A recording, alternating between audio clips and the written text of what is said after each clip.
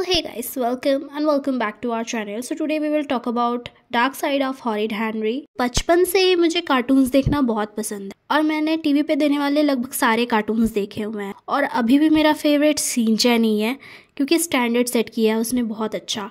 मुझे शिनचैन के अलावा और कुछ पसंद ही नहीं आता है, पता नहीं क्यों। लेकिन मैंने एक कार्टून और भी देखा है जो कि है हॉरिड हेनरी, जो कि आप सबने देखा होगा। और मैं ऑनेस्टली बताऊं तो मुझे हेनरी का बिहेवियर कुछ खास पसंद नहीं था। बस मेरा भाई उसे बहुत ज्यादा पसंद करता था तो वो देखता था, पता नहीं क्यों। वो बहुत ज्यादा वियर्ड था।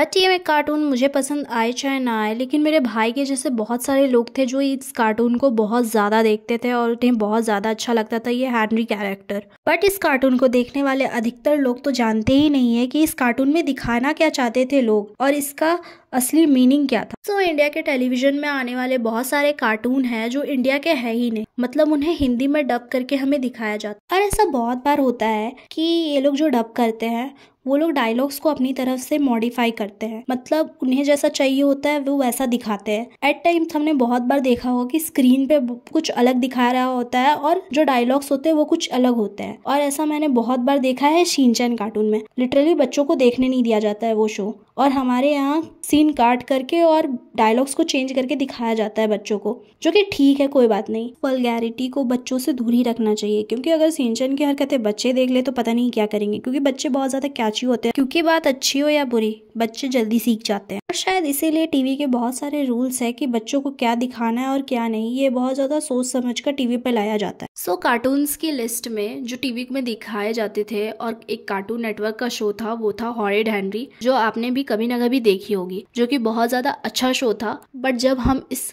शो की डार्क रियलिटी को समझते हैं और उसकी साइकोलॉजी को समझते हैं तो हमें पता चलता है कि ये शो कितना डार्क था। तो इस शो में बहुत सारे कैरेक्टर्स थे, बट मेन कैरेक्टर था हेनरी और उसका एक छोटा भाई पीटर और उसके मम्मी पापा।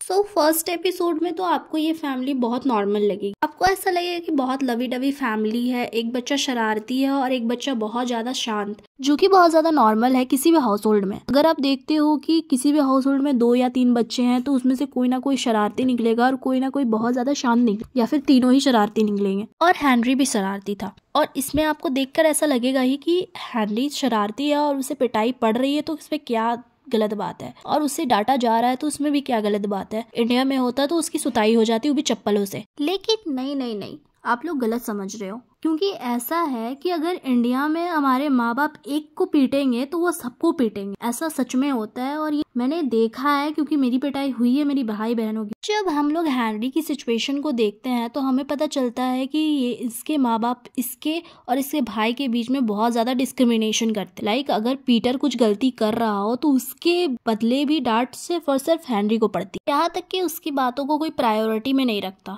उसे खुद ही कोई प्रायोरिटी में नहीं रखता। अगर उसका भाई कुछ कह रहा है और हेनरी कुछ कह रहा है तो प्रायोरिटी ज्यादातर उसके भाई को ही मिलेगी।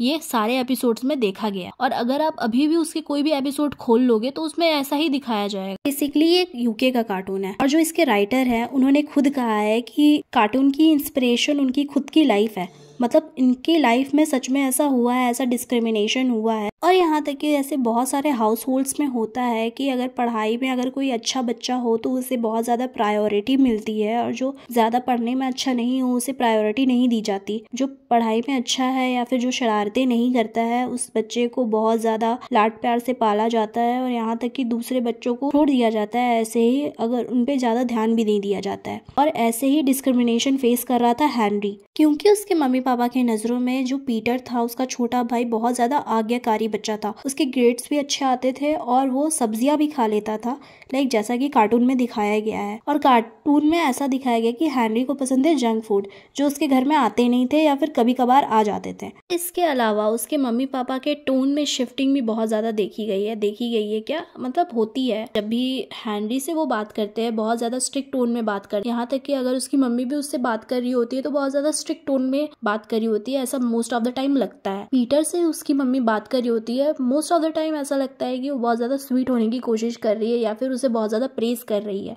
और यहाँ तक कि अगर हेनरी कुछ अचीव भी करता है तो उसे उतना ज्यादा अप्रिसिएशन मिलता नहीं है जितना वो डिजर्व करता है। इसके ठीक उल्टा अगर पीटर कुछ छोटा सा भी काम करता है तो उसे इतनी अप्रिसिएशन मिलती है और इतना स्वीट बनने की कोशिश करते हैं उसके साथ लोग। And I am really wondering why they are doing this kind of discrimination in such a small kids. अगर आप एक को प्रेस करोगे और एक का अप्रिसिएशन मतलब डिनाई ही करोगे तो उसके सोचो उस बच्चे के मन में क्या गुजरेगी। कार्टून में ऐसा दिखाया गया कि हॉरिड हेनरी का कभी भी जो सेल्फ कॉन्फिडेंस होता है कभी गिरता नहीं है, बट अगर एक छोटे बच्चे के साथ अगर ये असली में होता है तो सोचो कि उस बच्चे के मन में क्या बीतेगी। उस बच्चे को ऐसा लगेगा कि उसके भाई या फिर बहन के वजह से ही उसे ऐसा डिस्क्रिमिनेशन सहना पड़ रहा है, और ऐसा हेनरी को भी लगता है कि पीटर की वजह से उसे इतना सुनना पड़ता है और इसी वजह से वो पीटर को परेशान करता है। और यहाँ तक कि एक एपिसोड में तो मैंने ऐसा देखा कि उसके मम्मी पापा ट्रिप पे जा रहे होते हैं और हेनरी को घर में ही छोड़ देते हैं। एक इंसान को भूल जा रहे हो और आपको पता ही नहीं है कि वो नहीं है, मतलब ये लोग उसकी एग्जिस्टेंस को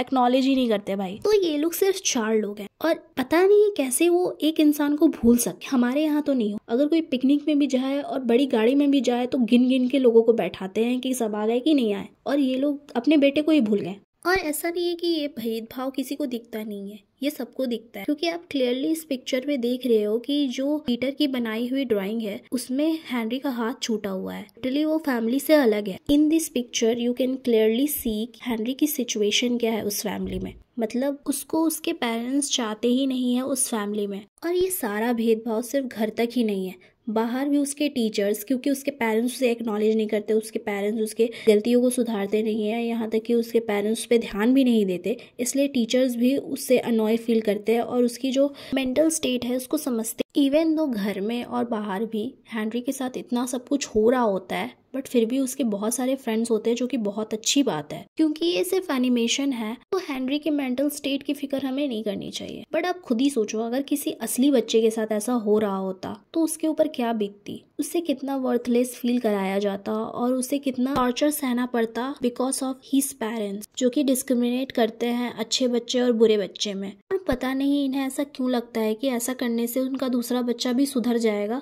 आजकल के टाइम में साइकोलॉजिकल प्रॉब्लम्स बहुत ज़्यादा कॉमन हो गई हैं। किसी को भी एंजाइटी, किसी को भी डिप्रेशन हो सकता है।